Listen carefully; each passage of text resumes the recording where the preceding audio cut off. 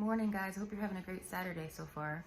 I recently posted an image of myself when I was probably at my sickest a few years ago. I posted it to my Facebook page on Meg Happens, and it was me.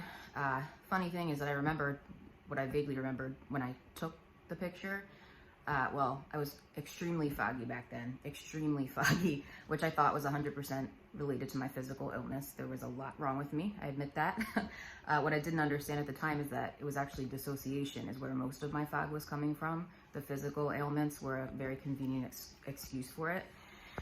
It was like the more time I shoved the trauma down, the longer I did that, the easier it was, the more sick I became on the outside, and the easier it was, ironically, for me to further shove down the truth of why I was the way I was.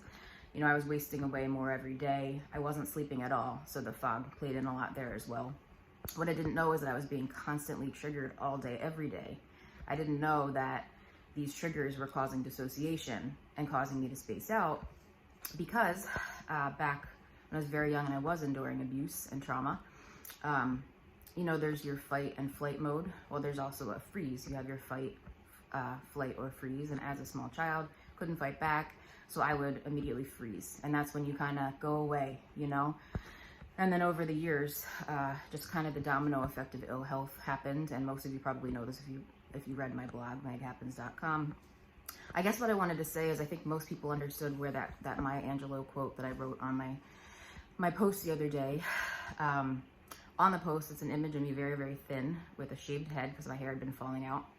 And I have tape around my mouth with like a fake smile. I didn't even know what I was doing at the time. Photography's always been my outlet. And even at my foggiest, I could take a photo, you know? Even though I couldn't express myself coherently, I could take a photo. And that's how I have any memories, is from pictures that I took. Anyway, I didn't even know why I was doing that or why I was taking it. Clearly, that was coming from my subconscious. This is before I healed the trauma, before I was willing to acknowledge it and heal it. So I wrote on there Maya Angelou quote. Let me think, what was it? Love Maya Angelou, she's amazing. It was, there is no greater burden, there's no greater agony than an untold story inside you. I think most people do understand where I was coming from, but I got a few comments on there of people saying, which is understandable, of people saying, there's no point in looking back at your past, it's not going to do any good. That's what I used to think. You know, my entire life, I thought, you know what, no point in dwelling on the past. There's no point, move forward, move ahead. That's what I was trying to do, but guess what? I was getting sicker and sicker and sicker.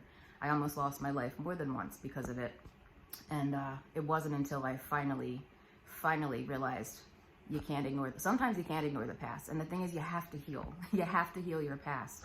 You have to heal those false beliefs. You have to heal the traumas, if you want to live a full life and be healthy. I'm healthier physically, mentally, and emotionally than I've ever been in my entire life. And that's because I healed the past. So yes, once you heal the past, don't look back. I agree. Don't look back except to help other people to heal their past. That's the only reason really that we should be looking back. But first, you have to heal it. You have to. And if you've managed to evade and avoid addiction and physical illness and mental illness without healing your past, I mean, kudos to you. I think that's amazing. But the fact is that most of us do need to face it and heal it, and then we can blissfully look ahead. That's all. It crossed my mind this morning, and I wanted to throw that out there. But I really hope you guys have a nice Saturday.